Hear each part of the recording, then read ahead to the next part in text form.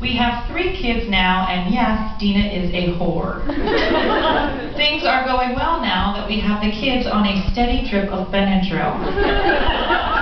Having kids is great. Dena spends most of the day smelling like piss, and Jim is drinking heavily to forget that he is the baby daddy. We are just happy that we only have 1 kid left that still shits her pants. Okay, Jim did that one time too, but he was really drunk.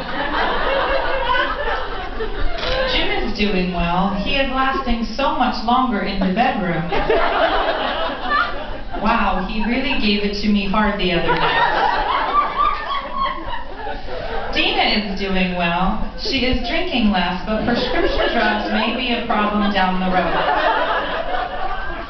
Things are looking up, though. Her mysterious rash has cleared up, and she has had a lot less urinary tract infection. Merry Christmas. Love the blizzards. P.S. Dean has found his other ball.